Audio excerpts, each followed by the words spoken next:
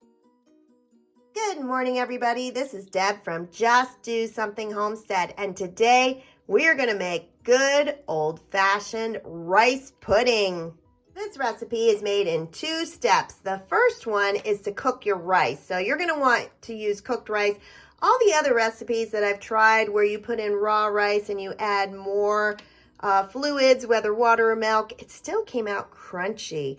And so I stick with this recipe. So the first thing we're going to do is cook some rice. I am using organic rice that I buy from Aldi. And what I'm going to do is add 1 cup of rice into, this is actually a cast iron pan. And yes, it is stained a little bit, but I use this pan a lot. So it's cast iron with enamel on it. And I'm going to add 1 cup of rice and 2 cups of water. I used to put the water in first, bring it to a boil, and then add the rice, but I've learned that honestly it doesn't make any difference. So I put in my water, stir in the rice, and then I'm going to stir it, put the lid on, and start it on medium-high. Once it comes to a boil, I turn it on low, and then I check it every 5 minutes until all the water is absorbed. My rice is all cooked, so I am going to take 1.5 cups of rice and add it to a medium saucepan. There we go. Next, I'm going to add 1.5 cups of organic milk. Pour that right on there. I am using whole milk. And then lastly, I'm going to add some salt. Now, I want to show you this little shaker that I got. I am so excited about this. This is just a standard tiny little canning jar, which is how I store my spices. Now, on one side, I can open it and it's a shake on. And this one, I'll tell you, it has big holes. So when you shake it, you got to be careful. And then the other side, you can reach in and measure. So these things are so cool. Well, I am going to add 1/4 teaspoon of salt. I am using organic Himalayan salt. And yes, it is organic. I had to order it off of Amazon, actually. I'm going to mix this all in and then go back to the stove and cook it until it's thick, which is about 20 minutes. As you start to cook this, you want to break up that rice so you don't have any big chunks on it. Rice naturally likes to cling together, so especially when it cooled. Now you just want to break it apart and cook it until this is nice and thick. My mixture came to a boil and actually thickened in about 10 to 15 minutes, so it didn't take nearly as long today. But you want to stir it constantly while it's on the heat. And even now, I've taken it off, put it on a hot mat. I'm going to stir that because cast iron holds the heat, and I do not want to burn the bottom of my pudding. So keep stirring.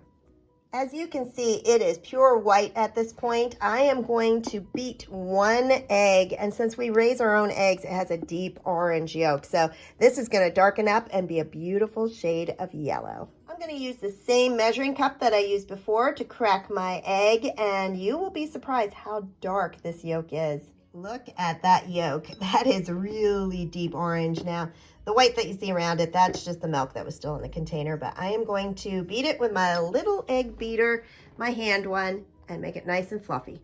This little egg beater fits right into my measuring cup, so it really stirred it up, made it nice and fluffy. I'm going to add 1/2 cup of milk to that measuring cup with the egg in it. Let's see if I can spill it all over the place. Ah, success. All right, and I'm going to mix it some more with my egg beater. I am going to stir this into my rice pudding. In fact, I am going to set it down and stir it while I pour it in. The original recipe called for 1/3 cup of cane sugar.